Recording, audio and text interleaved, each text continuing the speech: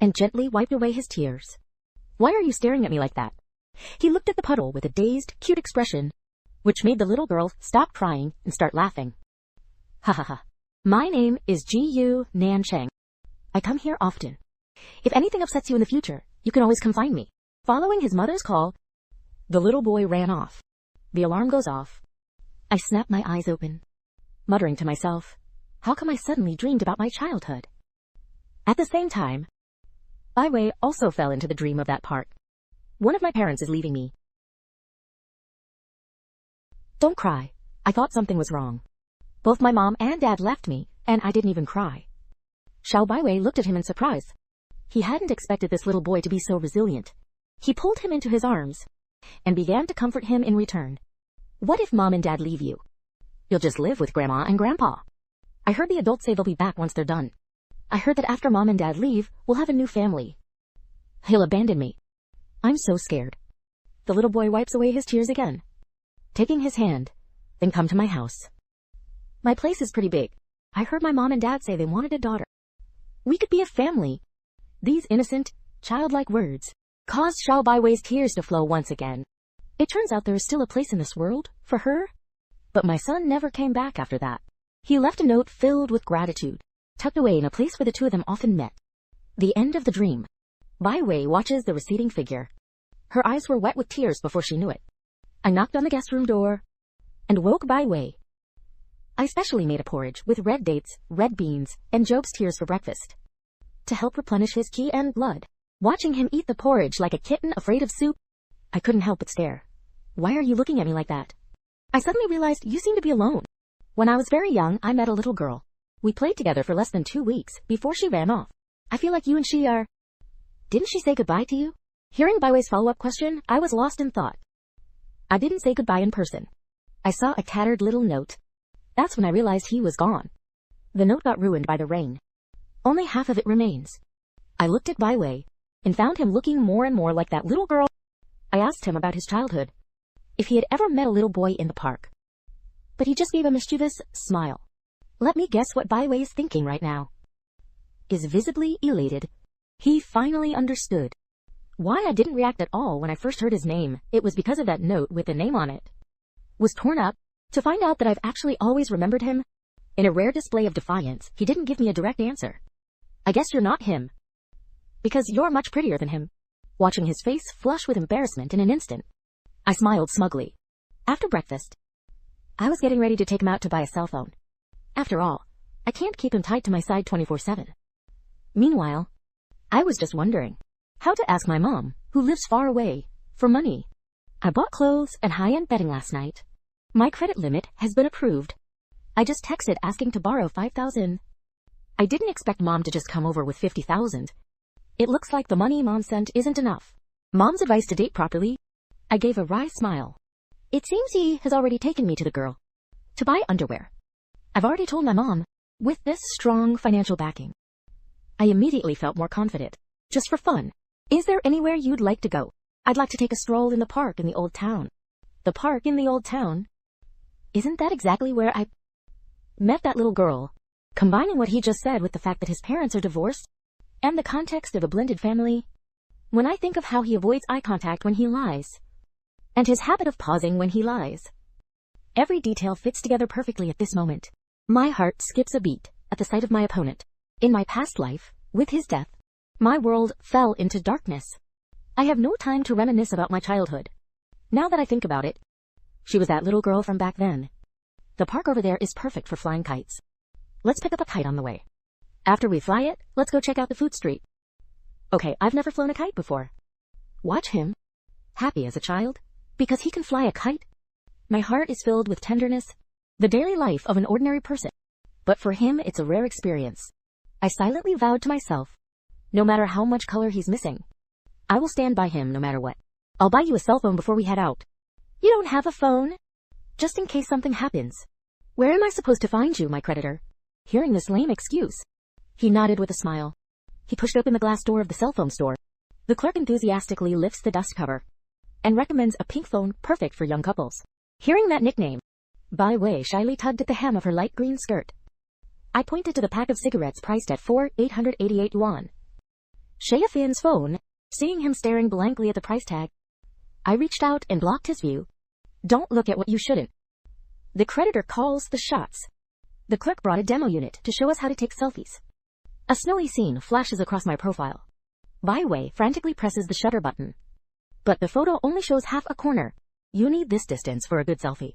I leaned in and took his hand. The warmth from the palm of my hand seeped through the back of my hand into his skin. I pressed the shutter button, almost touching his temple. The screen lit up. In the shot, he tilts his head back slightly. My cheek is pressed against his hair. The glass behind us reflects our intertwined shadows. To anyone watching, we look like a couple sneaking around. A young couple secretly taking selfies. After buying the phone, the clerk offered to engrave the couple's initials for free. Then let's engrave GNCM. Byway looked at the letters, her face full of confusion. The first 3 are the pinyin abbreviation of my name. But what did the last 2 letters mean? As I walked out of the store, he was still lost in thought. He almost tripped over the threshold. I reached out and pulled him safely into my arms. The fresh scent of his hair lingered at the tip of my nose. Watch where you're going. You silly girl. Just tell me already. Otherwise I can't stop thinking about it. He unusually tugged at my sleeve and started acting cute. Okay, I'm scared of you. I'm your creditor. Means master. Of course, it can also be translated to mean something else. Byway had a sudden realization. Suddenly he seemed to think of something else. His heart suddenly began to race. Her delicate rosy cheeks flushed bright red once more. Watching Byway's flushed face, I chuckled to myself. It's time to sell those 2 letters.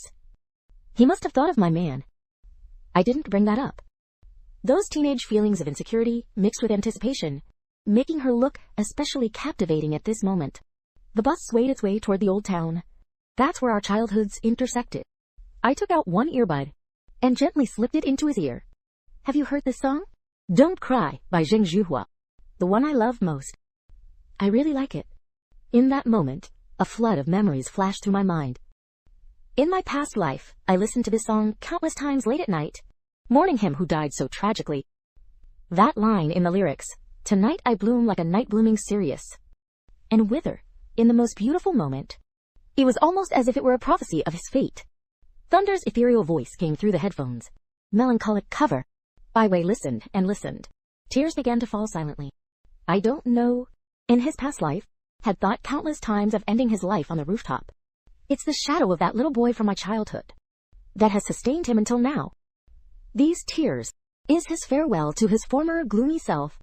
I looked God in the eye, overcome with sorrow. A gentle hand gently caressed my cheek.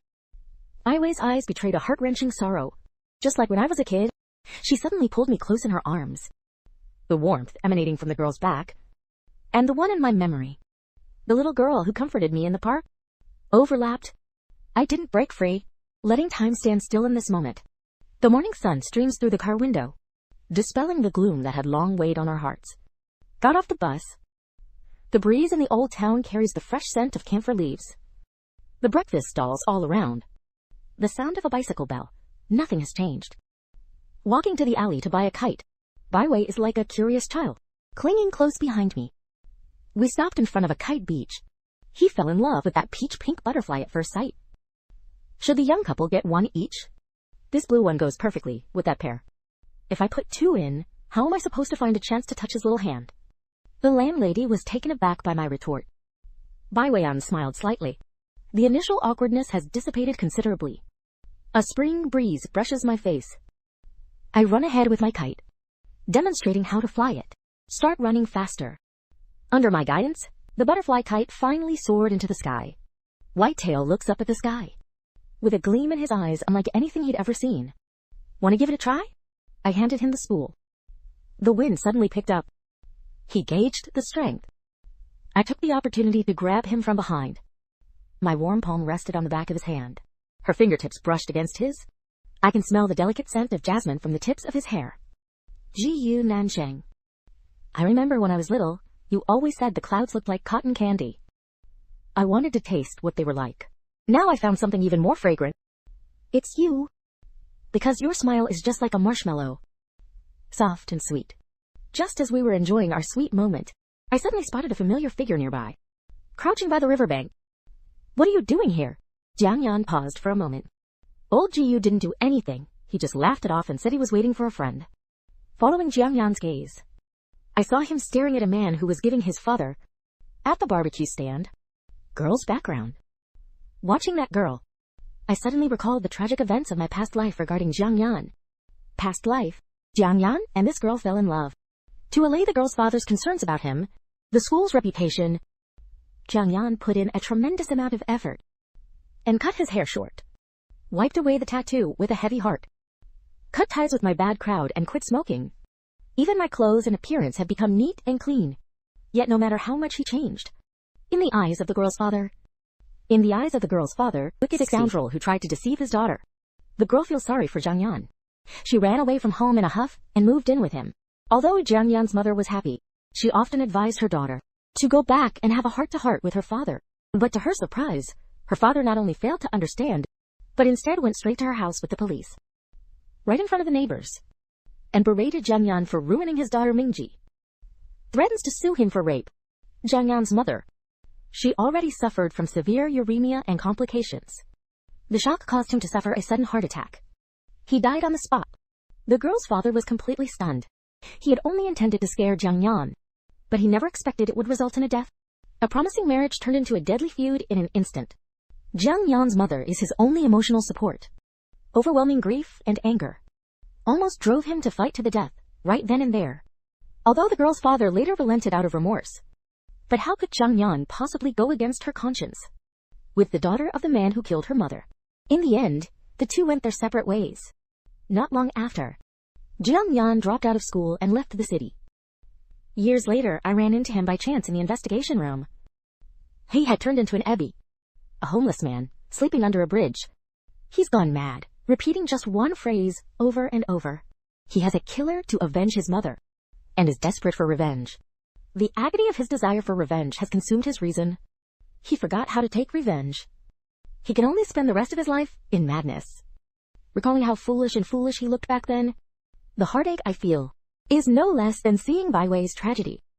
So, even if that knife from his past pointed the finger at him, I firmly believe he is by no means that kind of utterly depraved murderer. Since heaven has given me a second chance, I cannot stand by and watch this tragedy happen again. I plan to hand over the 100,000 yuan reward for information on the fugitive to Jiang Yan, with the police department's endorsement. The girl's father's prejudice against him, it will definitely alleviate most of Yisei's burden. What's wrong, old Guo? I'll tell you tomorrow at school. Jiang Yan rubbed her head with a puzzled look. As the two were talking, a boy holding a little boy's hand walks by. He froze in his tracks the moment he saw me. What a coincidence. You brought your little brother out shopping. Yisei nodded expressionlessly, as if unsure how to react to me. Hi, Brother Jiyu. His younger brother, Yashi, is actually quite sweet. Since I helped his older brother, he's very close to me. You're so good, Xiaoqi. I smiled and reached out to pat Yashi on the head. However, Bai Wei keenly sensed Yashi was looking at me strangely.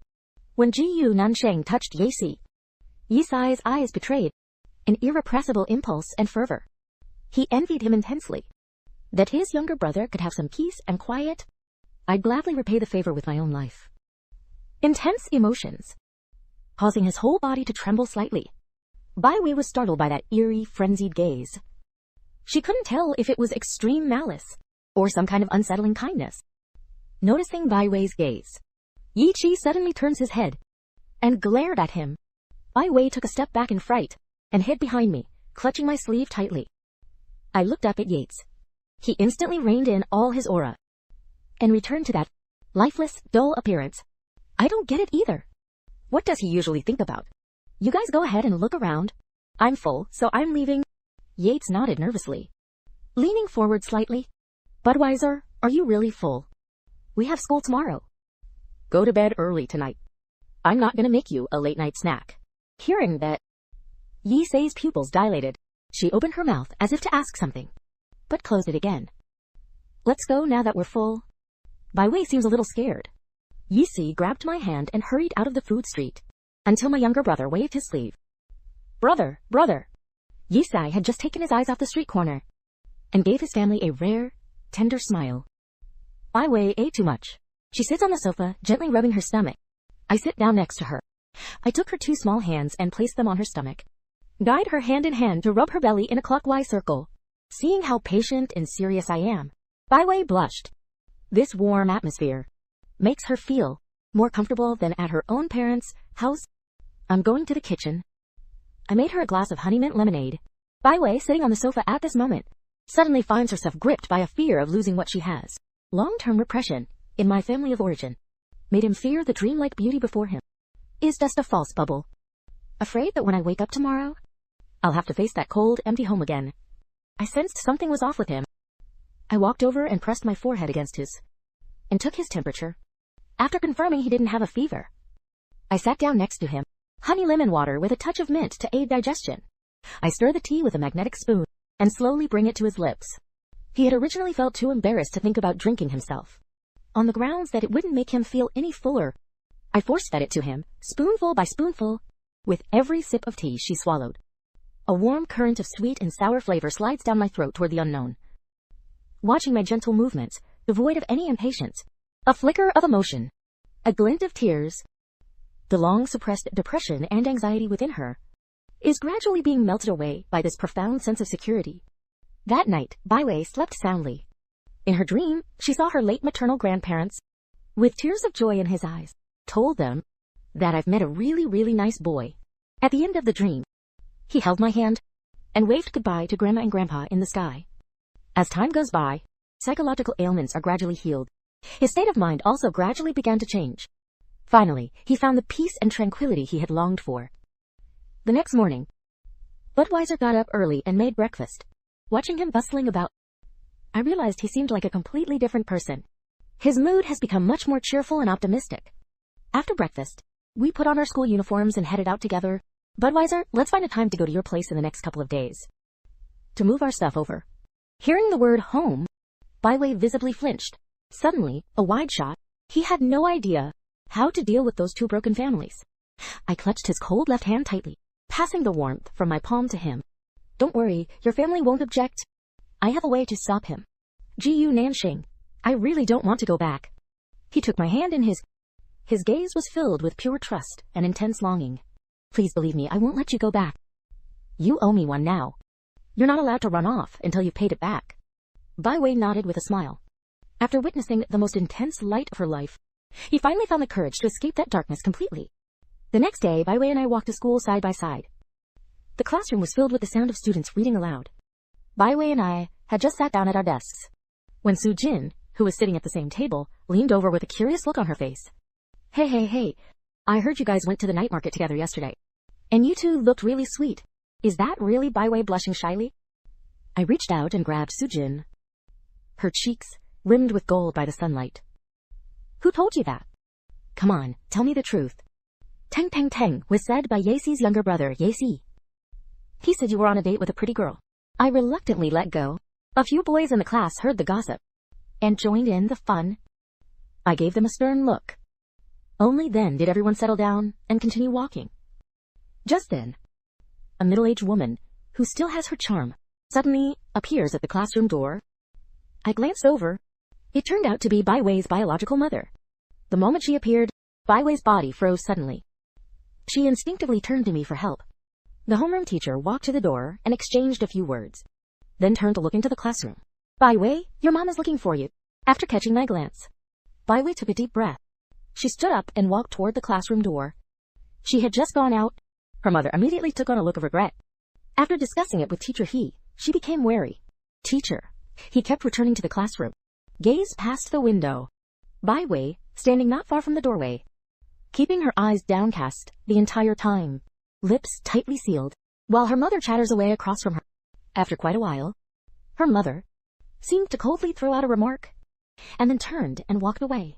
Just this morning, because of my promise, Baiwei, who had just regained a little vitality, when she returned to her seat, his mood visibly plummeted. She looked up at me, looking a little uneasy. I didn't ask any further. I just gave her a firm and meaningful smile. Seeing my smile, his tense shoulders finally relaxed slightly, and his expression gradually calmed down a bit. Budweiser, what does your mom want with you? Nothing, just talking about some family stuff. Kids shouldn't get involved in grown-up matters. Wait until morning reading is over. I'll take you to the snack bar for a proper feast. Now, go back to your book. I tapped Sujin's gossip column lightly with a book, and in doing so, saved Bai Wei from an awkward situation. But deep down, I've already figured out my next move. Since the shadow of his family of origin follows him like a shadow, then I must fight. More leverage to stay by his side openly. Toward the end of morning reading, I walked straight up to the podium and whispered a request into Teacher He's ear. At your age, should still prioritize your studies. Teacher, how about we make a bet? This week's final exam. If I can make it into the top 10 in the class, you'll let me switch seats so I can sit next to him. When I was in the front of the class, Teacher He's calm gaze lit up instantly. He isn't rigid. If you could take that youthful naivete into the drive to work hard, in his case, it actually works in his favor. I admire your courage. Good. As long as you make it into the top 10, the teacher will grant your wish. I smiled and made a promise with him. Back to my seat. I immediately opened my English book and began studying like a madman. My desk partner, Huang Mao, looked at me as if I were a monster. It's almost as if I've suddenly gotten hooked on drugs. I ignored him because I know this is a game I have to win. As soon as morning reading was over, I kept my promise, taking Bai Wei and Su Jin to the convenience store. Su Jin picked out 10 yuan worth of snacks to get back at me for pinching her cheeks this morning. Seeing that Bai Wei is still in a bad mood, I took a lollipop from the shelf and handed it to him. Have something sweet to replenish your energy. You'll feel better. Remember what I said this morning. I'll take care of everything after school. Lovey took a few deep breaths while holding the lollipop. Finally, to me, she gave me. Just as she stepped out of the store, I saw Jiang Yan standing there, looking all nonchalant, sitting on the flower bed, staring intently at a spot not far away. A girl with a single ponytail who was helping with the barbecue. He must have been too engrossed in watching that night. He didn't even notice. Notice the pretty girl. If you keep looking at me like that, sooner or later, people will think you're a stalker. Jiang Yan snapped back to her senses, and upon seeing us, stammered out, "Old G.U. Hello, sister-in-law," which made Bai Wei blush. I told Bai Wei and Su Jin to go back to the classroom first. She turned and sat down next to Jiang Yan. Since I happened to catch you, here's a tip, buddy. When it comes to chasing girls, it all comes down to one thing. Put your heart into it. But I'm not worried that Quib will reject you that night. But his extremely traditional father would absolutely not approve of your current little boss look. Jiang Yan's face instantly fell.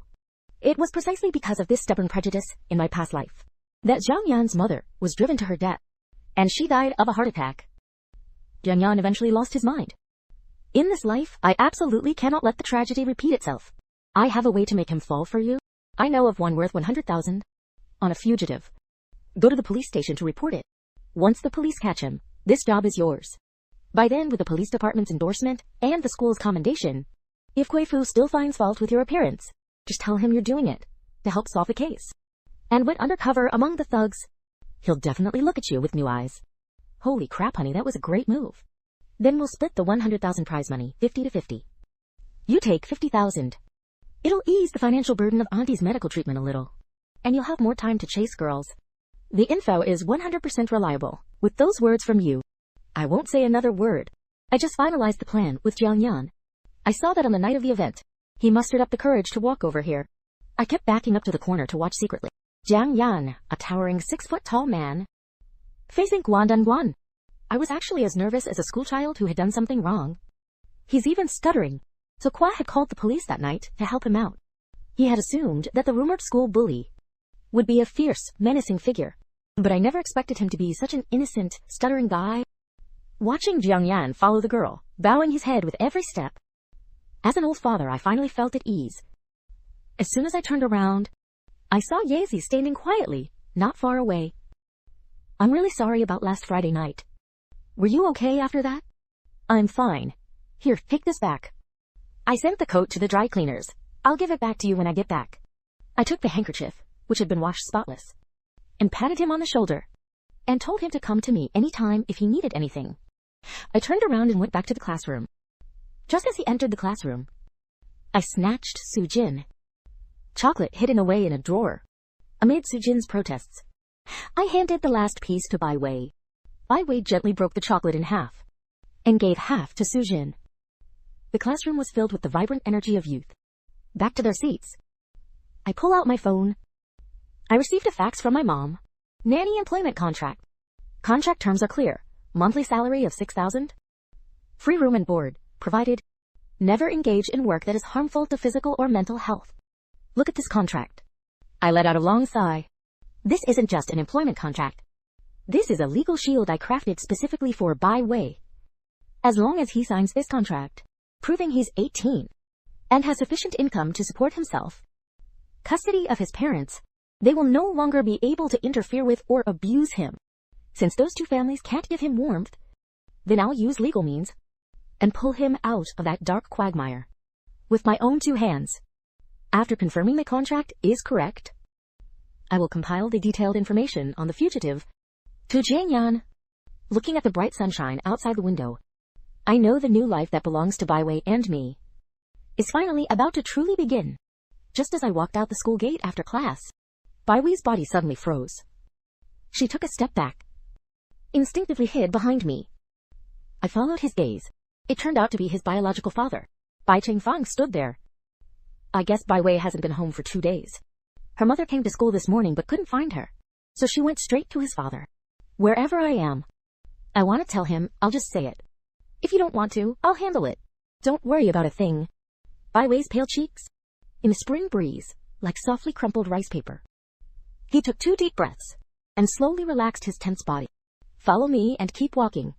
We deliberately ignore Bai Chengfeng and walked straight out the school gate. But he didn't get very far. I heard footsteps chasing me from behind. Bai Wei, wait a moment. Your mom said you haven't been home for 2 or 3 days. What's going on? Bai Chengfeng asks aloud. Bai Wei. But his eyes silently scanned me from head to toe. Bai Wei pressed her lips together, her whole body trembling. Unable to utter a single word, I didn't hesitate. Right in front of his father, and firmly grasped his cold hand. This scene left Bai Chengfeng frozen in place. Bai Wei also looked at him in surprise, a look of alarm in her eyes, fearing my father might harm me because of this. What's going on? You should know exactly what's going on. That heavy rain on Friday night. Yet he didn't even have a home to go to for shelter. What do you make of that? Who are you? I'm his classmate. Let go of my hand. Stay away from our Budweiser. You guys talk about days with heavy rain. I'd rather watch my own daughter get soaked out there than let him stay the night. Where does he even have a home there? For such a selfish, cold-hearted hypocrite, I have absolutely no intention of showing any mercy, you bastard. What kind of person are you? Who do you think you are, lecturing me? It's none of your business what goes on in our family. Let go of me right now, or I'll go tell your teacher and parents. Okay. Why don't I call my parents right now? If you want to hear from them, and give you a scolding while they're at it, I wouldn't mind. You're harassing the girl. If you don't let go, I'm calling the police. If you call the police, you'll be detained. Government agencies are not your private property. Bodyguard, I advise you to calm down, uncle. Bai Chengfeng couldn't argue with that, and reached out to forcibly drag Lei Wei away. My gaze turned cold, and grabbed his wrist with my other hand. The restraint techniques she had mastered while serving in the police force in her previous life give me far more strength than the average high school student.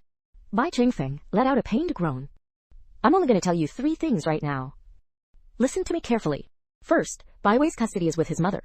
You have no right to forcibly restrain or touch him. Please take your hands off him. Second, when he needed protection the most, you stood by and watched as he was forced out into the storm. What right or face do you have today to stand here, acting all sanctimonious? Third, he's already an adult and is capable of supporting himself. He doesn't need your charity. If there's nothing else, after saying goodbye, I forcefully shook off his hand. If you dare to bother me again, I'll go hang a banner at your company, so your colleagues and bosses can hear it. How did you manage that you turned your own daughter away from your doorstep? I imagine this must have had a significant impact on your promotion. I grabbed him firmly. The fate of such a selfish person. Bai Chengfeng was completely rooted to the spot, left speechless by our team. On the way home, Bai Wei keeps looking up at me. He finds me both familiar and unfamiliar. There's an aura about him that doesn't belong to Gao at all. Maturity. Sorry, Bai Wei. I just couldn't control my emotions for a moment, and I went and snapped at your father without thinking. Without considering your feelings, I suddenly feel a little regret. After all, he is his biological father. By going head to head like this, might put him in a difficult position. I'm glad So glad. He gently squeezed my palm. His fingertips unconsciously traced patterns across the back of my hand. He lowered his gaze at the sight of you standing in front of me. You spoke up for me without hesitation, even though you're still just a high school student. Yet he dared to confront my father right to his face. I'm really glad. He looked up. That's what I realized. I don't know when, but he was already in tears. I pulled out a handkerchief and gently wiped his slightly reddened eyes. Why are you crying if you're happy? He didn't say anything. He just stared at me and flashes me. These tears hold a complete letting go of the past and the joy of a new beginning. That silly girl, 1 minute she's crying, the next she's laughing. But there's nothing wrong with crying. After crying, you can laugh. That's what being healthy is all about. Listen to my gentle words. Baiwei felt as if a sharp thorn that had been lodged in her heart had finally melted away completely. When I got home, I took it out of the rice cooker. 2 heaping bowls of taro and pork rib rice. That's too much. I can't finish it. A certain kind of hunger that makes your owner think you're hungry. Go ahead and eat. You'll grow to 200 pounds. You'll always be able to stay here if you've really gained weight. At worst, I'll be your tough coach and help you lose weight. Don't torture yourself just to get in shape. Girls are cute when they're a little chubby. Just like Sujin. It feels so good to squeeze. Then I'll eat it all up. Wouldn't that mean you'd be pinching my cheeks and teasing me every day? I couldn't bear to do that. Besides, you're my employee now. If I bully you, that's workplace bullying. Go ahead and report me to the Labor Bureau. I can't afford to pay for that. We don't even have a contract. How am I supposed to sue you? Who says there isn't one? I put down my chopsticks and walked over to the fax machine. Hands him a document. The prostitution kit has been prepared for you long ago. Sign the papers after you finish eating. Lai Wei looks at the name on the contract with some surprise. Have you told your mom? It has to be done through him to be legal. Did he say anything else? He did. He said if you can't take good care of me, he'll fire you. Especially this one. Taking care of daily living. For example, the bed is too cold at night. That's clearly an unfair clause. There's an extra charge for this special service. He doesn't seem as shy as he used to be. He's even learned to joke around with me. I couldn't help but laugh. This contract of freedom has finally placed him completely under my wing. The atmosphere at the dining table was warm. My Wei-fan looks at the paper on the table. At first he thought it was just a half-hearted joke on my part, but found that the terms covered every detail. So formal it makes one's tongue tie. No way. You really plan to pay me based on the salary listed here? It's in black and white, and I've signed it. Of course it's legally binding. If you don't provide it, and you sue me, I'll be facing several times the compensation. That won't do. Let's not sign this contract, after all. Seeing how flustered he looks, I calmly took a sip of milk. I already had a plan in mind. This contract isn't some private game between the two of us. Its real purpose is to deal with any future difficulties your parents might cause. The moment I heard the word parents, I keenly sensed. His shoulders twitched imperceptibly. His eyes were filled with confusion. My parents? What does this have to do with them? You may have just come of age, but until you have a steady income, they remain under their absolute control. But according to Article 18 of the Civil Code, as long as you have a stable income, sufficient to support yourself, you are considered to have full legal capacity. I quickly swiped across the phone screen. I quickly pulled up the relevant legal provisions and handed them to him.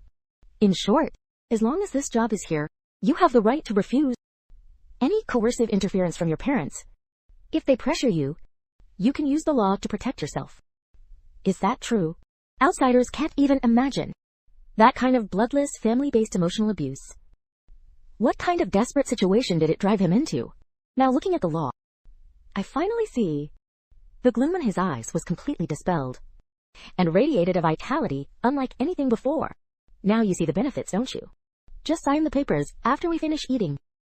But 6,000 yuan a month is really too much.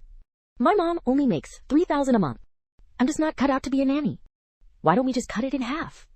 You silly girl. You eat my food and live in my house. I'll have to get that money back from you eventually. That figure is just for show. In the end, all that money is mine. Wow. That puts my mind at ease. I could see him relax instantly. He shovels the pork ribs and rice into his mouth in big bites, as if even the grains of rice had become incredibly sweet. I couldn't help but tease him again. I won't short you a single penny if you think that's too much. From now on, all household expenses will come from your salary. Let me really get a taste of what it's like to be kept. Sure, I'll keep my promise. I'll use my own salary to support Ji Nanchang for the rest of his life. The eat and drink video serves as proof. In high spirits after the meal, he signed the contract. He even hummed a cheerful little tune and forcibly kicked me out of the kitchen. I'll put on my gloves and happily wash the dishes. Silence returns to the living room. I suddenly remembered last night. The calming herb I brought back from Grandpa and Grandma's. The elders say, if you put this under your pillow, you'll sleep more soundly. I was so busy yesterday that I actually forgot. The bed had been made impeccably by him. A faint, fresh scent filled the air. I walked straight to the window. I casually lifted the pillow, but his gaze froze instantly. A cold fruit knife, lying quietly beneath the pillow. My pupils suddenly contracted. This knife and the forensic pathologist from my past life, in the previous life. The murder weapon used to kill him matches almost exactly. This is definitely not a knife from my house. From the moment he arrived here, drenched by the pouring rain and homeless, he has kept this knife close to his body. Countless images from past lives flashed through my mind, exploding wildly. The possibility of suicide is absolutely ruled out, because the angle of the wound is completely wrong. But if the murder weapon was something he brought himself, those who were previously acquitted because they were not carrying a weapon were previously ruled out by me. Suspect. Bullied yes thugs. A passing homeless delivery guy. Or even just anyone passing by. Since the murder weapon is on his own person, anyone who passed through that area on the night of the crime could have snatched the knife and committed the crime. All my previous deductions. This knife isn't the one I used to wash the dishes. I don't know when he stood at the door and saw me standing there holding a pillow. Then I saw the fruit knife lying out on the bed. A look of sheer panic immediately flashed across his eyes, fearing I might misunderstand him. It's okay. You don't need to explain it to me. A girl out alone. It's good for a young woman to be out alone. I held her tightly in my arms, feeling her stiffness and helplessness. And in my deep eyes is going wild, sorting through the complex case files from my past life. In this life I vow never to let the tragedy repeat itself.